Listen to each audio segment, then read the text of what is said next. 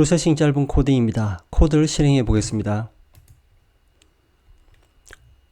원 5개가 상하좌우로 이동하면서 경계에서 반사를 하고 있습니다. 그리고 1초마다 크기가 랜덤하게 바뀌죠. 지난 시간 설명드렸던 코드의 실행결과 동일합니다. 하지만 코드가 다릅니다. 코드 분석해 보겠습니다. 자, 이번에는 서클형 배열 변수 C만 선언을 합니다. 그리고 각 배열 요소는 5개로 구성이 되어 있습니다. 셋업에서 객체 생성해야 되겠죠. 유연산자와 서클 생성자 함수를 사용해서 객체를 생성합니다. 그러면 5개의 배열 요소 각각의 객체는 생성이 될 겁니다. 자, 여기서 값을 전달을 하는데 생성자 함수에 값을 전달할 때 하나, 둘, 셋, 넷, 다섯, 6개의 랜덤 값을 전달하고 그리고 1000이라는 정수값을 마지막 7번째 전달을 합니다. 자, 그러면 생성자 함수를 한번 보겠습니다. 코드가 좀 기니까 하단에 보시면 서클 클래스 코드 그리고 타이머 코드까지 포함되어 있습니다. 자, 서클 클래스 코드 한번 보겠습니다. 코드, 동일한 코드인데 설명을 위해서 서클 클래스 코드와 비교해서 설명을 드리겠습니다. 자, 서클 클래스 코드 보시면 생성자 함수가 있습니다. 값을 전달받죠? 값을 전달받을 때의 매개 변수 중에 마지막 7번째 타임의 1000이 보시는 것처럼 1000이 타임에 저장이 됩니다. 자, 그러면 7개의 매개 변수가 모두 저장이 될 것이고 이 매개 변수를 사용해서 필드 7개를 초기화를 합니다. 자, 이때 보시는 것처럼 필드를 보시면 6개의 실수형 변수로 이루어져 있고 또 하나의 필드는 타이머, 객체입니다. 자, 객체를 선언하고 서클 생성자 함수에서 마지막 보시면 객체를 생성을 합니다. 자, 이 경우에는 지난 시간과 다른 점, 지난 시간에는 서클 클래스와 타이머 클래스를 독립적으로 사용했습니다.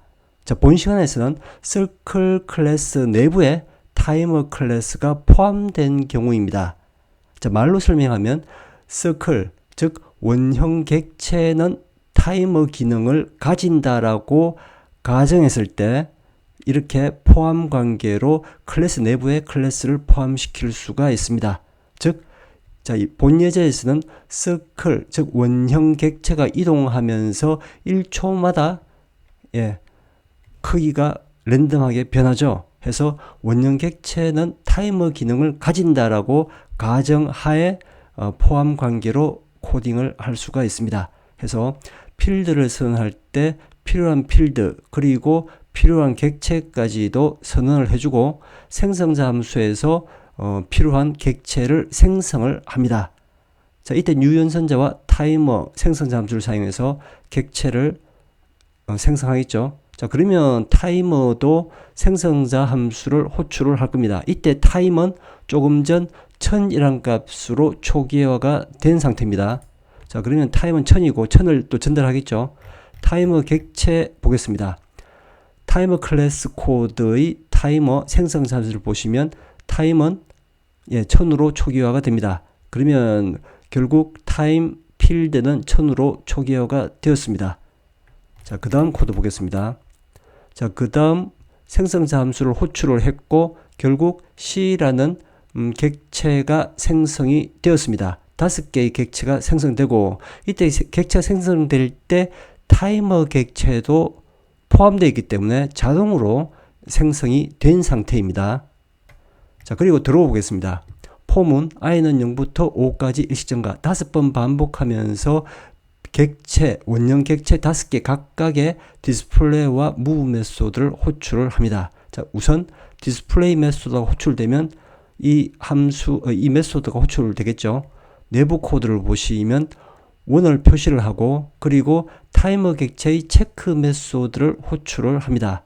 자, 체크 메소드는 지난 시간 설명을 드렸습니다. 타이머 클래스 코드에 보시면 스타트 메소드와 체크 메소드가 되어 있고 체크 메소드가 호출된 경우 현재 경과 시간을 인터벌에 저장하고 그 경과 시간이 타임은 1000입니다. 1000ms보다 클 때, 즉 1초 이상이 될 때 true를 반환을 합니다.